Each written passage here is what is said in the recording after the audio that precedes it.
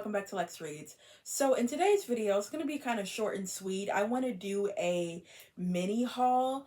I'm always on the kick of buying books, but notice for like this go round of buying books, I have been trying out new authors to read, but I'm loving the fact that I'm finding new authors, especially Black authors that I've never heard of, never read, and just discovered them. So yeah, this is gonna be just a short little mini haul. So let's just get started. Okay, so today I've been going to this bookstore a lot because it's right near my job, and sometimes I do have to stop myself because they do have used books and they have newer books. But I've talked about this before. It's called Schuler Books. I actually went there today to exchange a book because I told you guys in my reading romance books, hidden gem romance books, that I've been reading the Bridgerton series. And girl, every week, and not even every week, like I've been finishing those within a day or two. And so like every day or every 2 days, I was going to Target because they're a little bit cheaper. I accidentally bought the seventh one. This is Francesca's story, When We Were Wicked. I bought this from Target and I didn't realize that I also bought another copy of it. So I exchanged it to get the last book of the series, which is On the Way to the Wedding, Gregory's story. Again, I am listening to these, but I also like to have like the tangible books, and I actually physically read this one because for some reason on audio, this is the dumbest thing. I have like 1 through the whole series, right? But the 7th book is not free. You got to pay for it. And I have that Audible connected to Amazon. I pay like $7 or something a month for it. But all of them are free except the 7th one. And then the crazy thing is the last one, which is Gregory's story, it's available to me. That is the dumbest thing. So yeah, I had to get that. And then of course I was looking up, look, while I was at work, I was supposed to be working, but I need a break sometimes. I was looking up some more romance books, Black romance books, and I came across this. Token by, is it Beverly Kendall? Now, some people, when I was looking up on Goodreads, they said it was like a contemporary romance, and I noticed the ones I have been reading has just been like full gushy romance, like boy meets girl, have a little bit of conflict, they do some little things and that's it. This one is a little bit more complex because you're dealing with racial profiling, you're dealing with being a token Black person at work. And yeah, a lot of things happen in this book where it is a romance book, but yeah, it looked like they categorize it as a contemporary romance. So I kind of want to see what that is. Somebody on Goodreads, they said the girl kind of gives you, or not the girl, but like the theme a little bit gives you a scandal aspect because how, what's her name? Olivia Pope was like a strategic mind, but she was kind of like protecting the white man. And they said like, I guess that's what she kind of does. But yeah, this cover is, oh my gosh, love it. So yeah. So that's what I got from Schuler's books. And then last week I went to Barnes and Noble because of, Memorial Day. They were having a sale.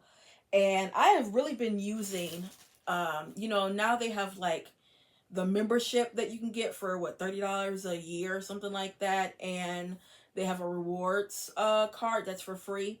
Shockingly, I don't have a membership to Barnes and Noble. You would think I would, but I am severely cheap. I'm not paying $30 for that. Even if it's every year.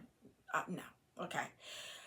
So when I found out they had a rewards program where it's free and only thing you need is an email, in your name.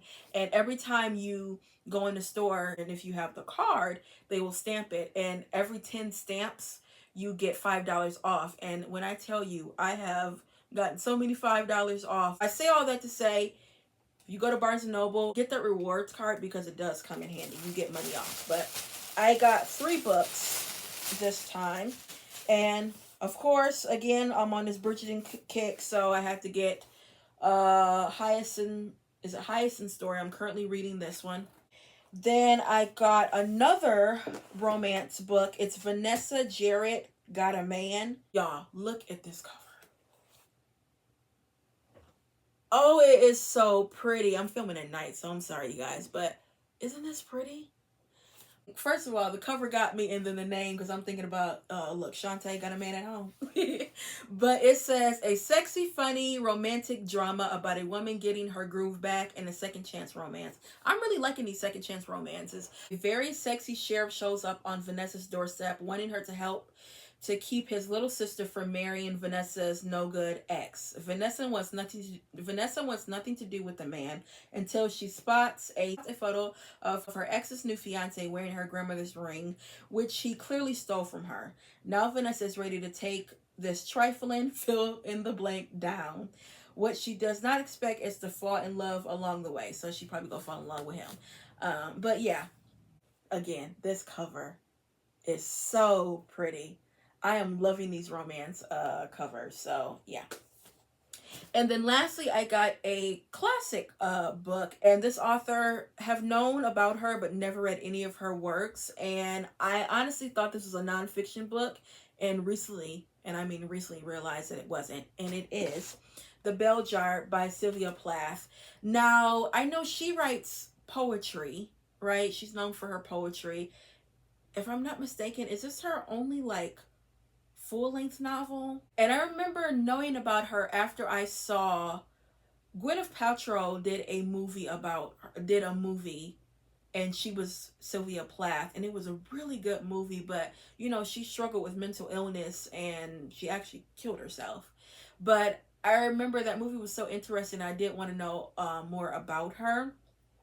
But with this is about a girl named Esther. Esther, I think she does suffer from mental illness. And like I told you guys in one of my vlogs, I am beyond fortunate, and I do not take it for granted at all, but beyond fortunate where I don't struggle with depression, never have. And sometimes when you don't struggle with depression, you don't understand when a person is struggling with depression or mental illness because you just haven't dealt with it. And from that conversation I remember having with my sister, I made it in my mind to always be aware and learn about, you know, mental health, because when a person says they do not struggle with mental illness and depression, you are extremely fortunate. I have learned by reading books, by talking to people, that it is a daily struggle, and don't take it for granted that, you know, you don't struggle with that. I always want to learn more about that subject. It's a fictional story about a girl that struggles with mental illness. It was right up my alley because y'all know how much I love the genre of fiction.